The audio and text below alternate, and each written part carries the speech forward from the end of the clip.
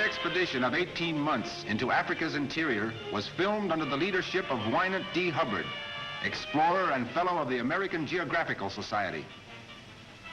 Choma, in northwest Rhodesia, was our point of departure from depression and modern plumbing. After one of its habitual cloudbursts, Choma offers little encouragement to move a large safari into the wilderness, but confidence was as high as our hotel bills. So for both reasons, the boss here, Mr. Hubbard, politely speaking, supervises the final packing. Loading the many wagons of a safari is a tough job, and when these oxen pull you slowly but surely away from civilization, there's no corner drugstore to replace the toothbrush you left behind. And if Mrs. Hubbard forgets safety pins for the youngsters' underthings, well, there isn't even a Mahatma Gandhi to lend you a spare. This African Pullman is transportation deluxe for Mother Hubbard and her brood. Taking 2 babies on this trip requires courage and careful planning. All set, the safari moves forward. 156 oxen hauling 10 wagons. Mr. Hubbard mounts his stallion. Kaplunk! The little lady's been reducing. The wagons are loaded with food and equipment for our long exile from civilization, and also many tons of barter, salt principally. A native will exchange a couple of his wives for a pound of it, and throw in a few mother-in-laws for good measure.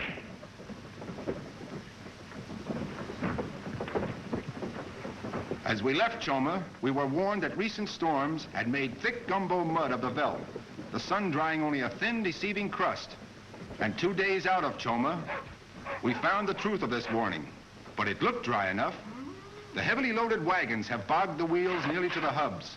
It's shovel out, move forward, and go in a little deeper. Nothing to do but unload before the wagons can be released. The dogs sense something. An iguana, ancient grandpappy to the lizard.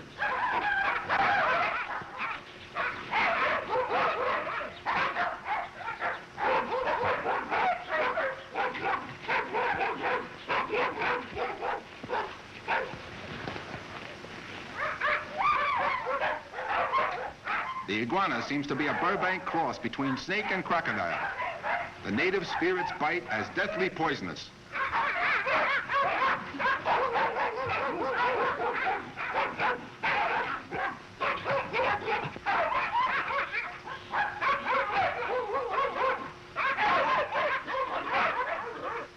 Despite the native spirit of this reptile, they regard an iguana steak as nature's most delicious offering. Not a very appetizing looking creature, but maybe I'm wrong. Here's an interested observer, the wise old grass owl.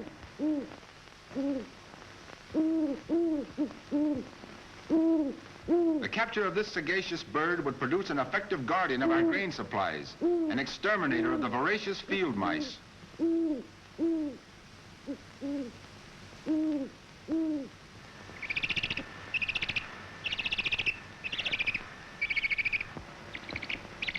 The difficulty here is to find a safe place to make a contact. The claws and beak form an effective offense, difficult to penetrate.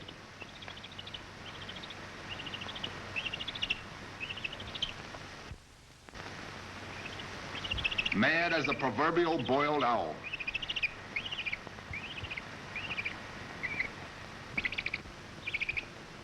Got him? Almost, but not quite. A bundle of pleasantries, like a porcupine.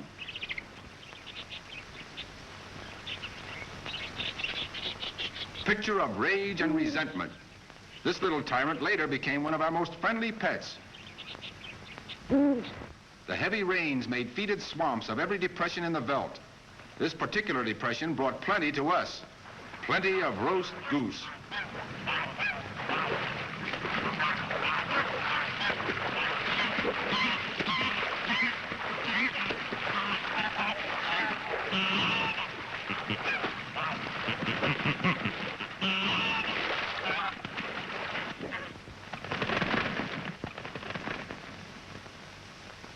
Our game guide had set his trap with this result, a marabou stork.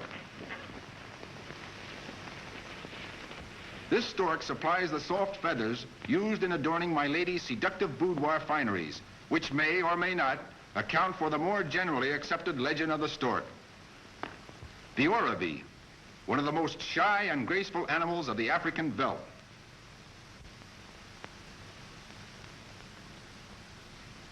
The oribi's speed is its only defense against innumerable enemies, voracious beasts, always on the watch for a chance to gobble this dainty morsel. We hear the click of a deserted native trap. Unwittingly, this exquisite creature is ours to tame as a pet. A thing of such beauty is rare in this bleak wilderness, truly the delicate head of a patrician. Returning to the safari, we caught this unusual sight. These quadrupeds are news. Somewhere in their development, they were given a queer deal. To start with, they have the head of a buffalo, the mane of an ass, and to finish this off, they were given a horse's rear end. But even with this mismated assembly, they can clip off an easy 40 miles an hour. At this distance, they resemble neither buffalo, ass, nor horse.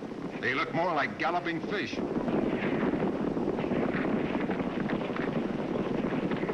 Here we see Mr. Hubbard and some of our boys setting a snare on the well-worn trail of a civet cat. Unlike our American skunk, the African cousin keeps his aroma excretions to himself, preferring to use his sharp, pointed teeth and vicious claws to tear his victim into various and sundry pieces.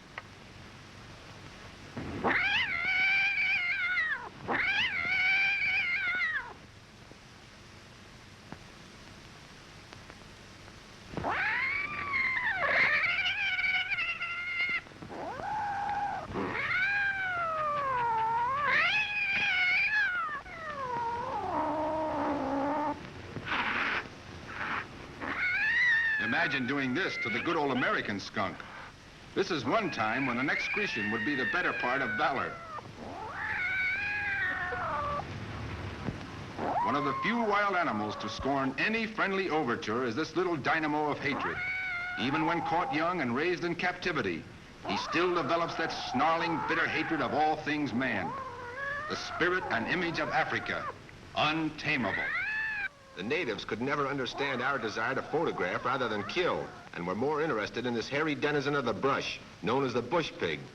This deserted native pitfall has favored us with a potential pork pie.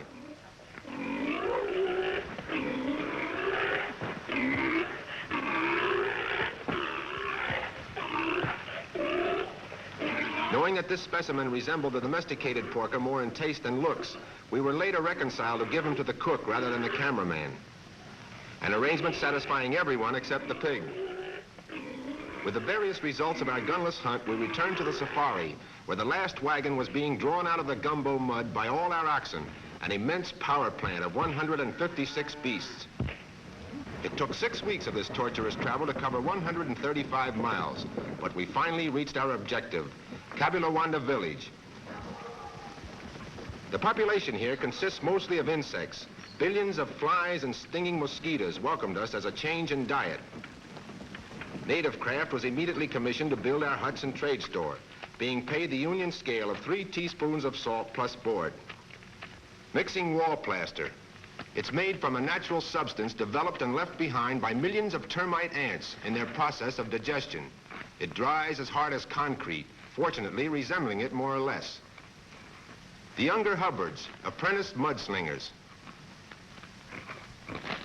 The curiosity of children is only comparable to these pukus. Their curiosity has never developed stronger than caution. If unfamiliar objects approach too closely, they unceremoniously leave.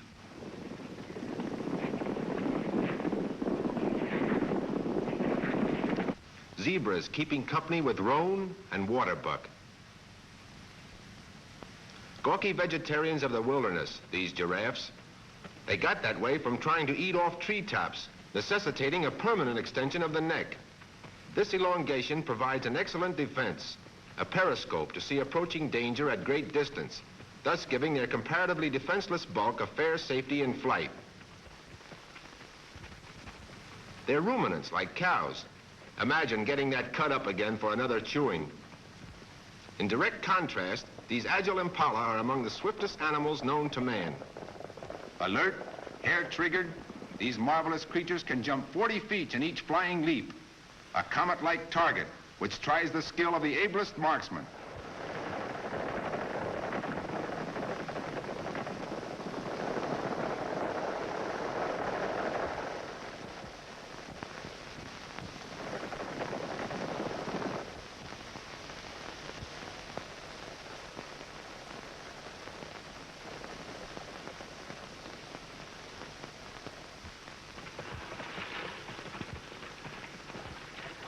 Our huts and trade store finished, the outland natives brought in their local brand of corn called mealy mealy. Also ivory to exchange for blankets, salt, beads, calico, parasols, and the various trinkets we offered in trade. This affluent trader brought in 5 sacks of mealy to trade in on blankets. Yes, and with the temperature reaching close to 125 degrees in the shade. Having several hundred native boys to feed, these traders were assured a good market for their grain. An African runabout. The disc wheels are cross-sections of the Mephistian tree, hard as steel. When these Miss Africas go shopping, their purse is a leather head bucket filled with 60 pounds of mealy, and they carry it for miles. Even with such prodigious strength, they're no match for our civilized shopper. Give these girls 2 hours in one of our bargain sales and they'd be stretched flatter than their native lowlands. The ebony beauty on this end is unmarried, indicated by her white breastcloth, worn only by single women, possibly as free advertisement. She's offered calico with a gentle color scheme of red, purple, green, and bilious blue, but the combination's too tame for her primitive tastes. Celluloid bracelets? No, she craves something light for evening wear. That's more like it, a cotton shirt.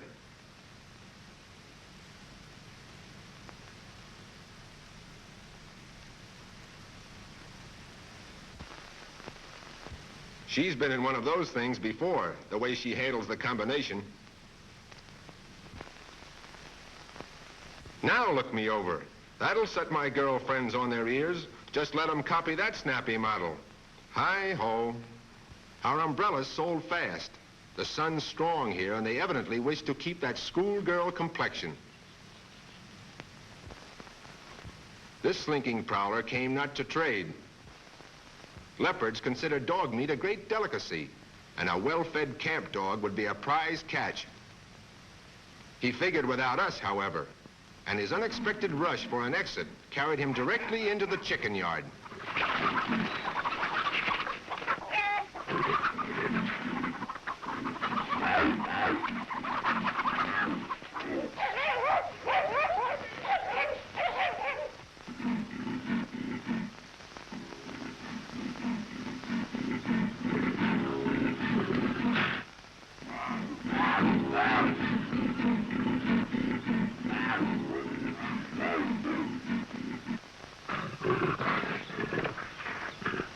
Leopards have a vicious weapon in their fang-like claws, which dig deeply into one's flesh, leaving behind poisons which eventually result in death.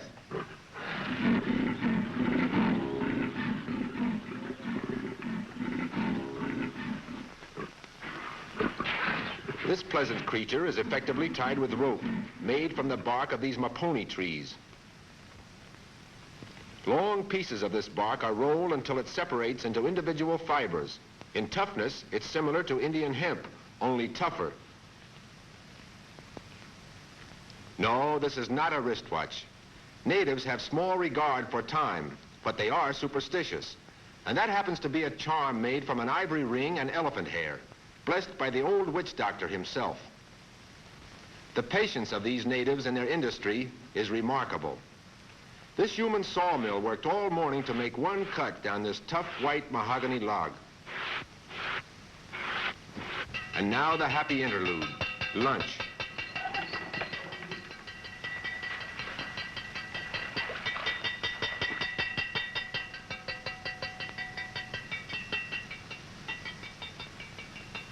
Scorched zebra meat, pièce de résistance and ambrosia to the African epicure.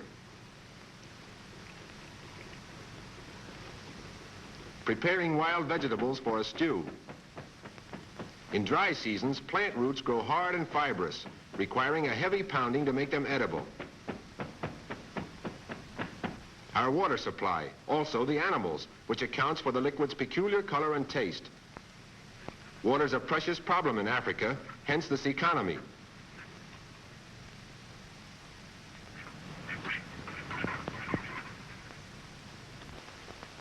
Here's a little monkey business. We called this little fellow Itches and his companion Scratches. They were absolutely inseparable. Itches follows Scratches and vice versa.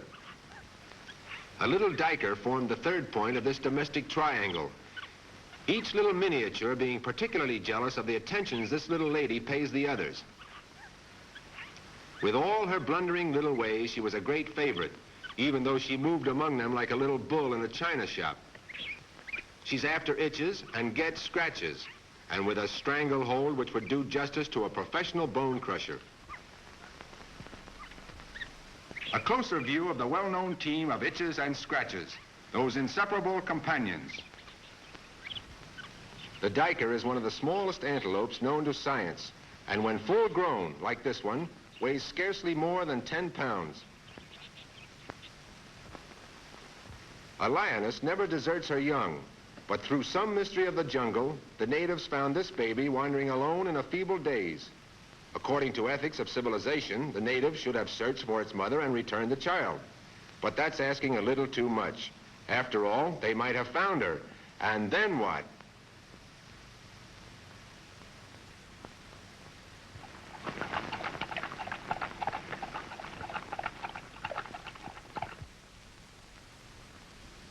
Here's little Shindig and his stork.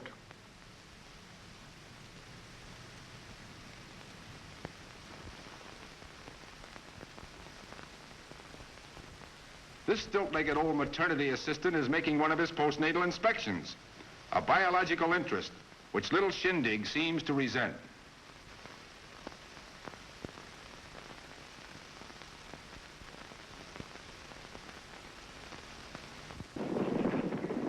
Water buffalo, magnificently courageous yet treacherous antagonists.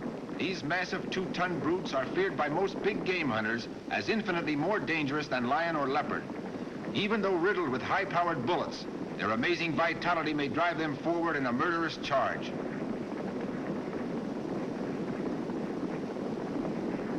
However, they carry a menace more deadly than being gored by formidable horns.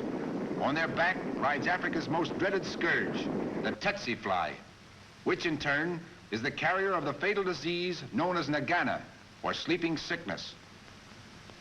Hundreds of thousands of men and beasts have perished from the fiery bite of this insect. These water buffalo alone are immune from the fatal consequence of being bitten by the tsetse fly. Since most of our oxen had fallen an easy victim to this deadly disease, it was our idea to breed the buffalo with a domesticated stock and build up a natural resistance in the latter. To catch one of these beasts is something else again.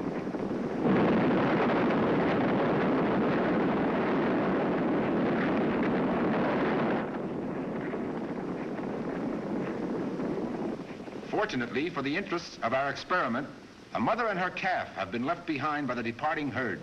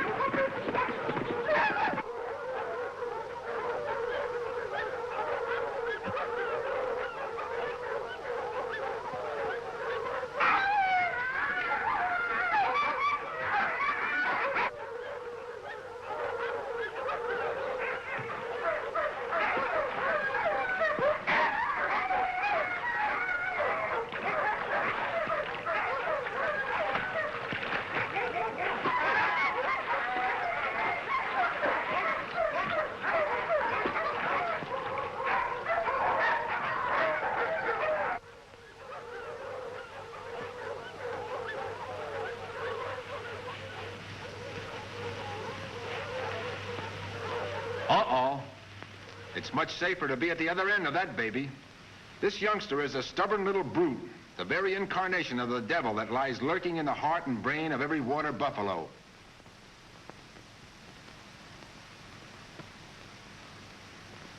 While we were tying up this belligerent youngster, the mother had located herself conveniently in a native pit trap. The extraction of this bellowing 2 tons of maternity was a problem, and was solved, as are most problems of this kind in Africa, by manpower. Because of their untamable ferocity, few specimens of African buffalo are found in zoological gardens. In a full-grown bull, menacing horns meet at the skull in a solid mass of bone, 14 inches thick.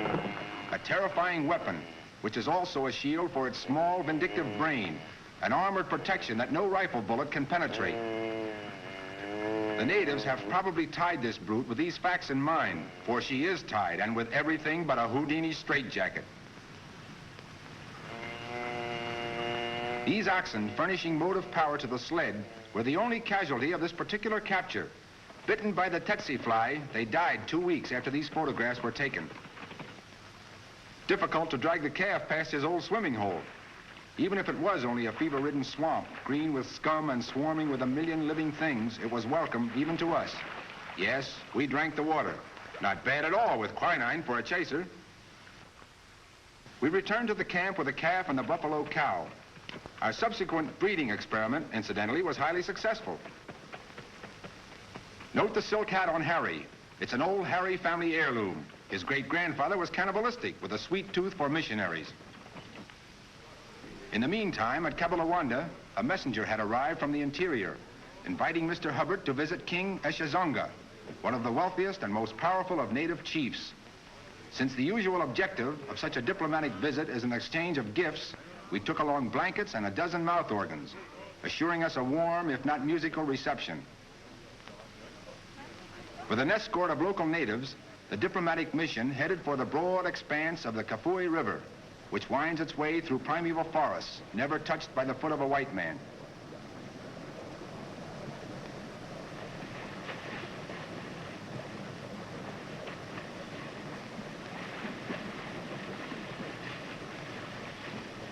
Strangers in a strange land. Our alien presence was resented by these white-breasted storks. We also intruded upon the peaceful domain of these hippos, who noted our presence and sank lazily from view. Here was an unusual opportunity to study these pig-like monsters, so we turned our boat toward a sheltered point of observation.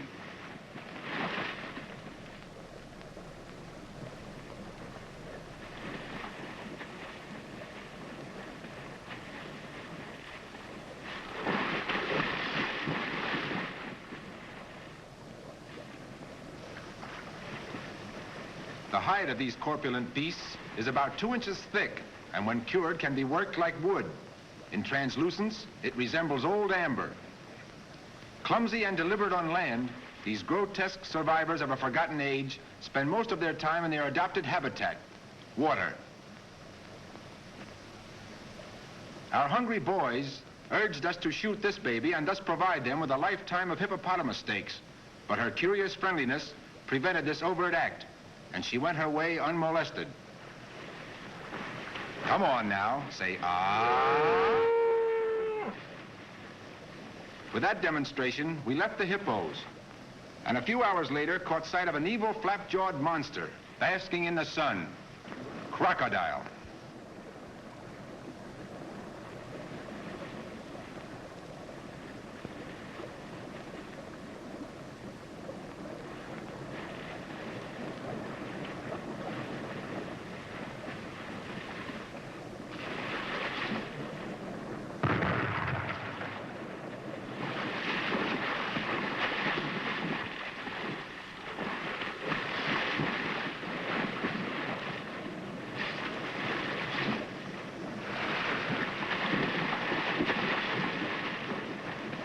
Crocodile is one of the natives' most ruthless enemies, a hideous, crafty, man-eating reptile whose terrible jaws claim thousands of lives each year. The contents of a crocodile's stomach reveal much tragic history. Here are articles taken from the maw of this man-eater. First, a lion's tooth. Grim evidence that some careless native, not His Majesty the Lion, was the crocodile's victim. for the hole in the base proves that it was once the part of a decorative necklace. What mortal story this crude ring of polished ivory might tell, could it but speak? And what delight this little glass bead once brought some simple soul. The boys believed that crocodiles swallow small stones to keep tab of their victims. Was this rock then the reptile's tally for the kill which took some helpless native's life? For this is a human's tooth. It belonged perhaps to the once proud wearer of this intricately carved ivory, mute testimony of forgotten tragedy. And here is a tooth from the crocodile himself, broken off perhaps in some saurian battle, while this little horn is that of a duiker, the miniature species of antelope, similar in shape to this larger one, which once graced the head of a gentle Oribi.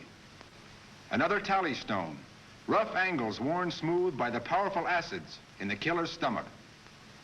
So with little difficulty, we drew away from this loathsome reptile's nest and were greeted by the departing shriek of these long-billed snake birds who were waiting for their feast on crocodile meat. For many days, we followed a twisting, tortuous path up the Kafui River, never before traveled by white man. And where rotting jungle growth seemed to overflow into turbid waters, we found the overland trail to King Eshazonga's village.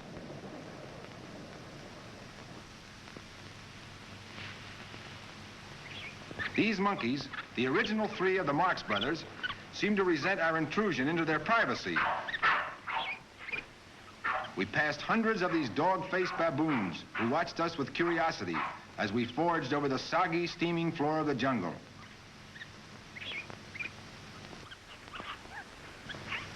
This gray monkey seemed to look at us as if he'd heard of Darwin and resented the Darwinian implications.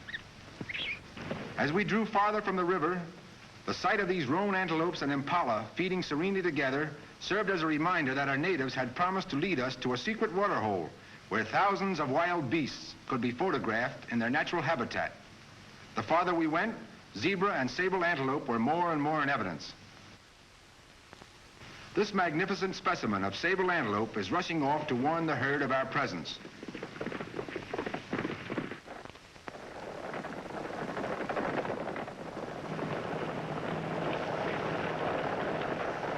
The sight of this herd of sable antelope was ample evidence that the natives were keeping their promise to lead us farther on to a sight of animal life, the like of which has been seen by few white men. What a sight! Hundreds of wildebeest and zebra gathered in friendly concourse for their evening drink. We hurriedly photographed these scenes before a change of wind could warn the animals of our presence. There were hundreds of these mournful-faced wildebeest at this hidden waterhole, unaware that man's age-old curiosity had at last found the way to their secret retreat.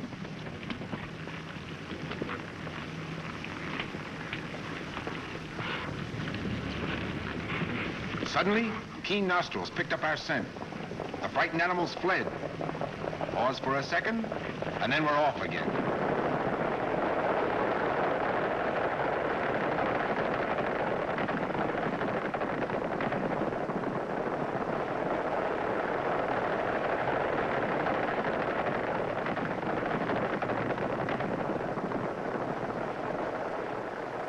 King Eshazonga's village, hundreds of miles away from civilization's nearest outpost, has been seen by few white men. Entering this primitive kraal, we noticed this boy attended by carved wooden figures. The explanation is simple. The natives of this tribe knocked out their front upper teeth so as to chew like the ox, their god of worship. But as this was rather rough on teeth, a compromise with their religion was effected by doing their worshiping through the medium of these monstrosities, made with teeth like an ox. An ingenious evasion of their religion, not exactly primitive.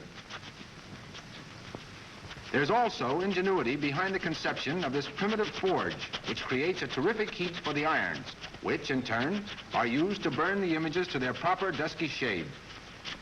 We bargained for one of these figures, but our offer of beads and calico met with refusal. It would be an insult to the great god, Mr. Ox. Going forward to our meeting with Eshazonga, we found this potentate surrounded by his potent cabinet officers. Eshazonga received Mr. Hubbard's gifts with princely grace, Only his smile indicated that his wealth of over $3 million in gold, ivory, and cattle could purchase our entire trade store without pinching the budget. Particularly pleased with a gaudy blanket, he dispatched his Secretary of the Treasury to draw from the government vaults a small gift for us. There were many of these treasure chests in evidence, and it was difficult to imagine their contents. So that's our small gift. 60 pounds of ivory, taken from one jungle king by another, and presented to us with a kindly yet imperial condescension. A 2-day visit with Eshezonga showed us the strength and intelligence of this native chieftain, and as we proceeded homeward, we knew that it was only the force of his powerful personality which kept his territory from the constant warfare of this wild region. Reed buck, stately creatures, a doe and a buck.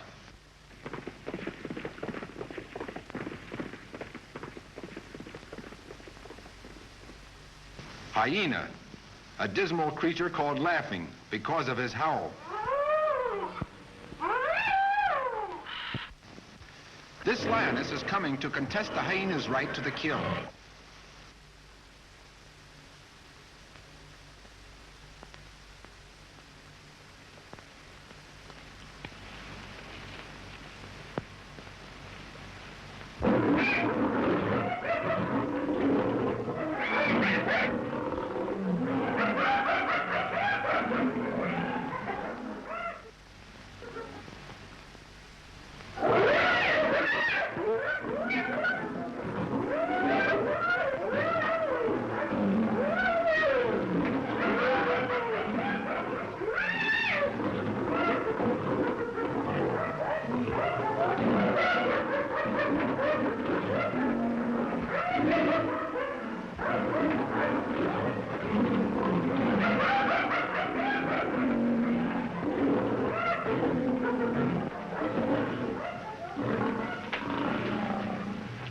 A smell of smoke in the air. Birds were flying from the horror of the African veldt. A grass fire sweeping toward us with the swiftness of the wind. Reaching the protection of the river, we were safe from the seething inferno which was moving up from the south. A wall of fire, 50 miles broad, with only death and destruction for everything in its path. The fire was miles away, but knowing that the wind was sweeping it directly toward Kabalawanda, we hurried forward.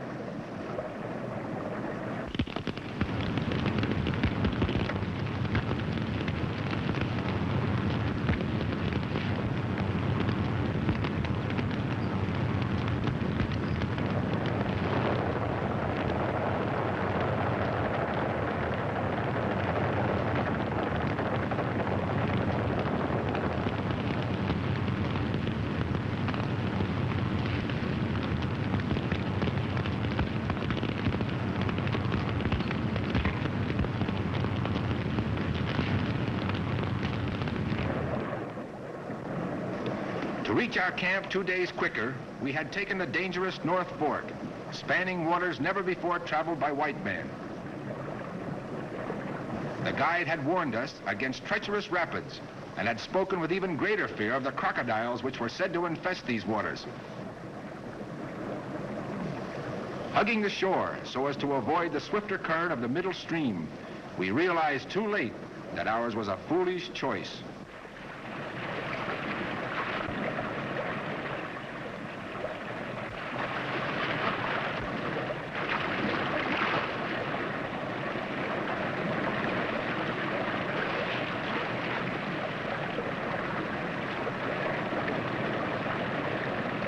To rid ourselves of these loathsome creatures, we decided to risk the danger of overturning in the swifter current of the middle stream. An ominous roar reached our ears. One branch of our stream would carry us over these falls.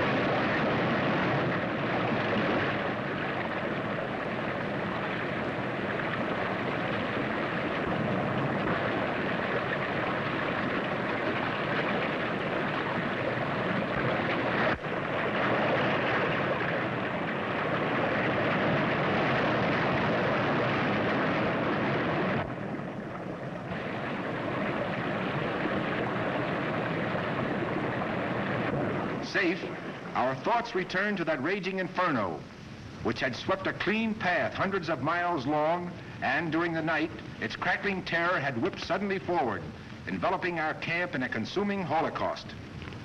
The film record of the conflagration is due to the superior intelligence of one of the native boys, whom Mr. Frank had trained as one of his camera assistants.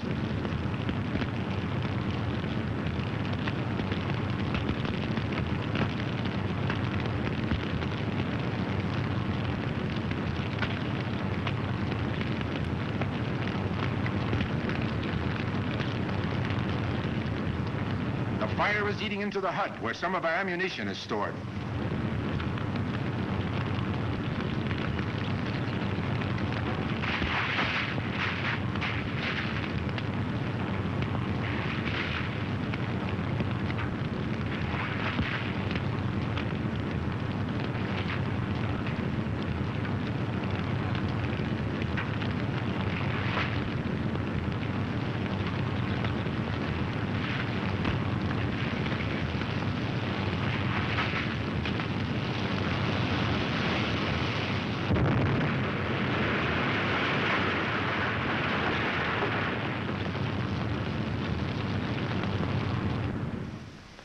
Returning to the camp, where fire had destroyed everything but our trade store and supplies, we followed this still smoking path.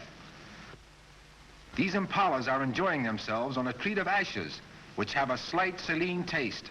Salt is a luxury on the African belt, animals craving it as well as man. It was a joyous homecoming, a warm reception, very warm. In a special hurry to add her greetings was the youngest Hubbard, Mafuta, whom the natives called the fat little sister who laughs. Oops, too fat.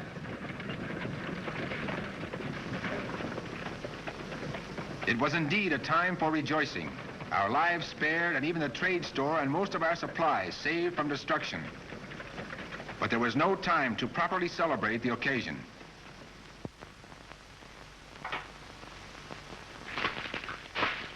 The work of reconstruction had started immediately, natives needing termite dough for a second plastering. Building supplies are ready at hand, a deserted termite hill and straw for roofing being the most important, also the most plentiful items.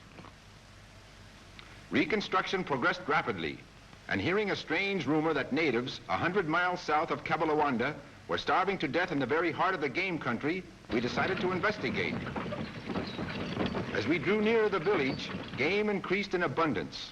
Innumerable animals, roan, waterbuck, zebra.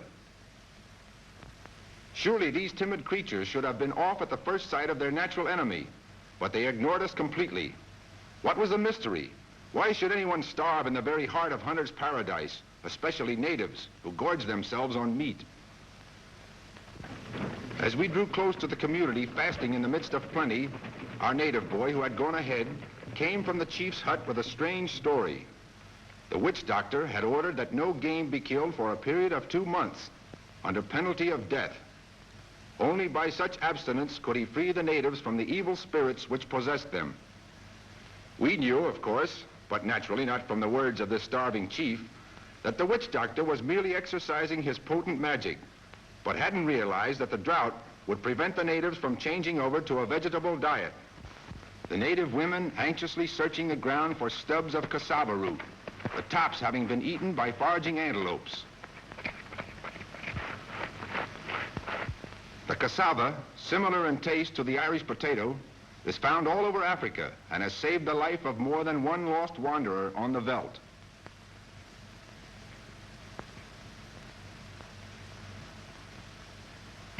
Knowing, however, that the village would starve on such a slim diet, Mr. Hubbard gathered together the hunters of the tribe, proving the witch doctor's magic to be mere humbug. Superstitious fear, however, was not to be dispelled so easily. Their interest was aroused only when Mr. Hubbard promised a plentiful supply of meat without killing the animals or even wounding them. Here was a proposal worth considering. They could eat meat that was not killed, but how was it possible for Mr. Hubbard to work this miracle? Summoned by means of the tom-tom, Africa's pulsating telegraph, Our boys arrived a few days later, bringing nets from Cabalawanda. Several hundred natives from other villages joining them en route. With the arrival of nets, however, Mr. Hubbard's stock as the great white magician took a terrific slump. Even if the animals were captured in these nets, they could not be eaten alive, and the great white chief had promised to obtain meat without killing. Mr. Hubbard, however, repeated his promise. Spears, knives, or guns would not be used in this hunt.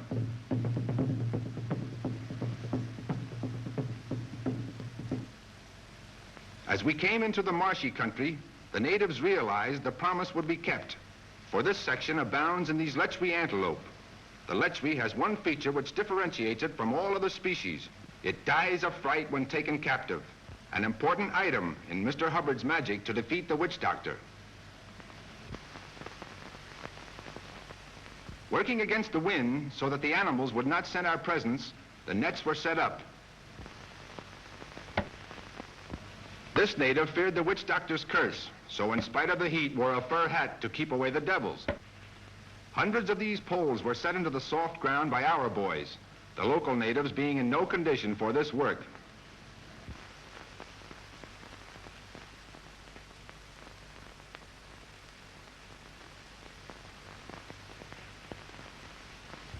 Interesting photographic effect. It's produced by vapors from the marshy land. The natives will drive the animals toward the nets.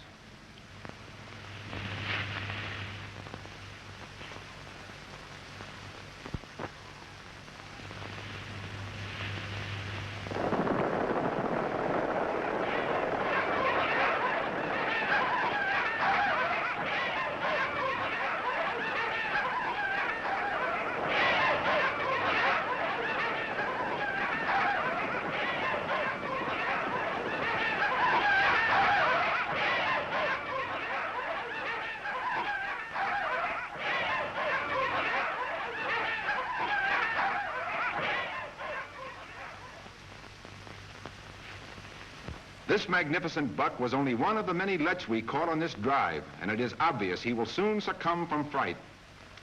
As we returned to the starving village with the results of our bloodless hunt, the natives went wild with joy.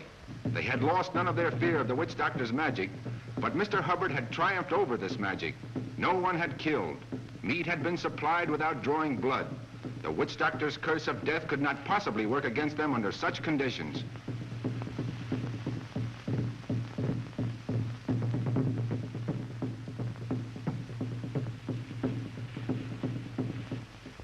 The long fast was broken. Haunches of lechwe meat were distributed to all, and it was not long before many groups of half-starved natives huddled over small fires as they followed the white man's custom of eating meat cooked, or rather scorched.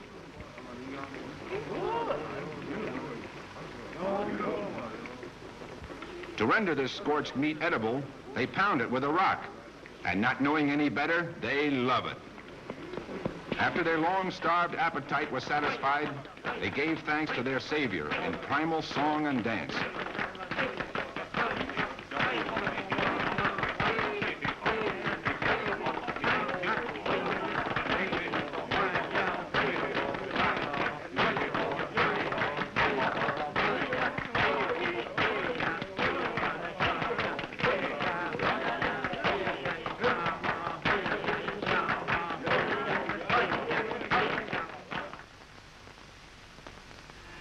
Returning to our village, we passed through Imongaila, a typical African kraal. Shumba, the lion.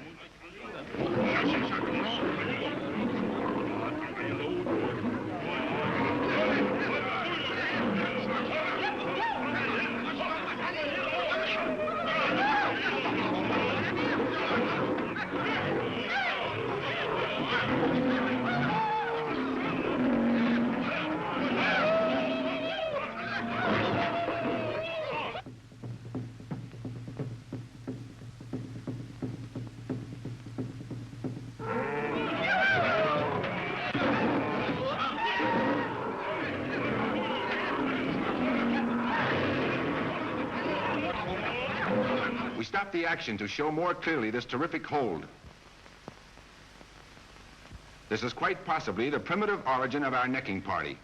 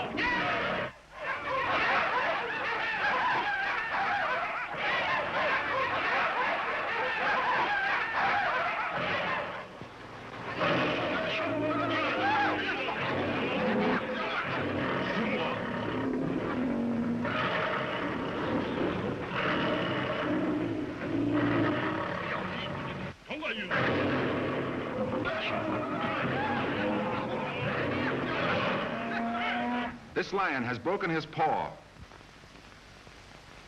The oxen's horns are effective weapons, even against the king of beasts.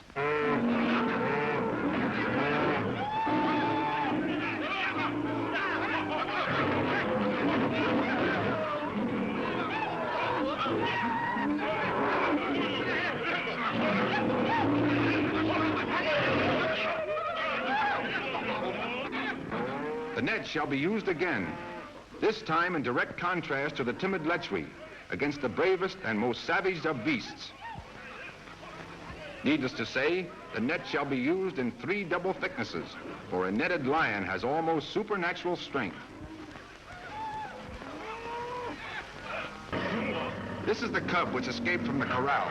We made the capture at the expense of losing our best native guide, who was disemboweled by the claws of this gentle little creature.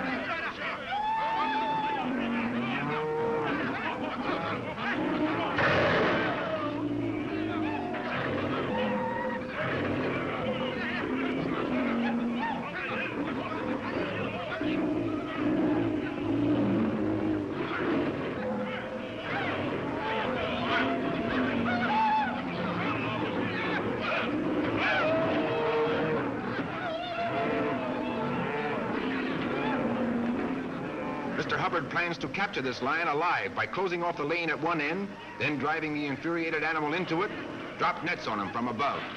Anyway, that's the plan.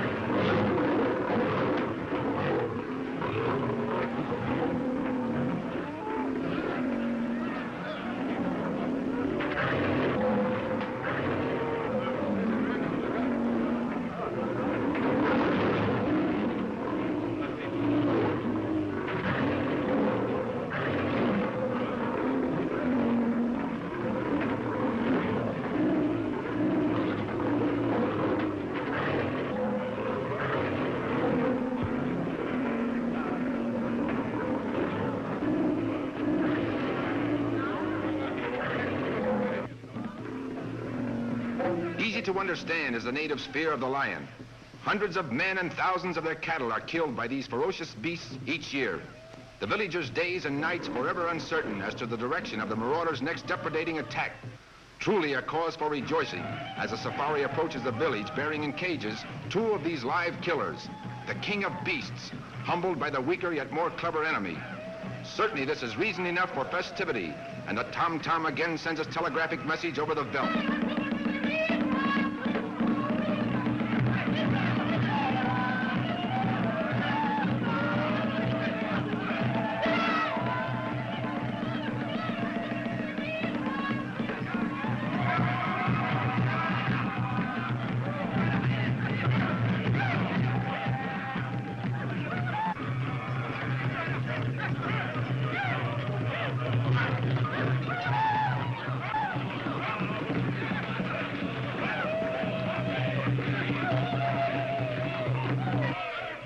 Tom-toms had drummed out news of the capture. Natives swarmed in from surrounding villages to add their voice to the chant of praise. Frenzied warriors demonstrated to their own satisfaction how they would have killed the lions.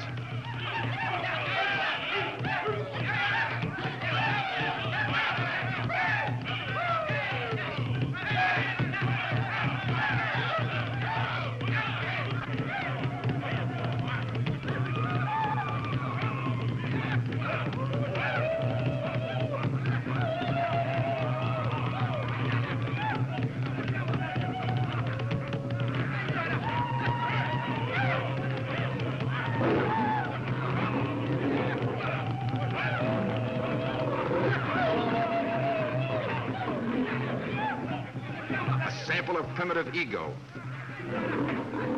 If he ever attempted to shoot that antiquated blunderbuss, it would blow a hole in Africa big enough to bury a platoon of hippos.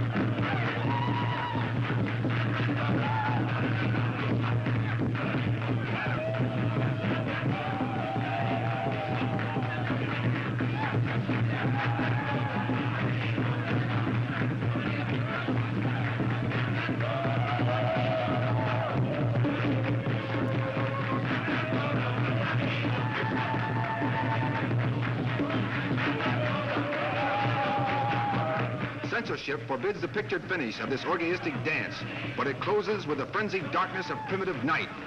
Africa, mysterious, untamable.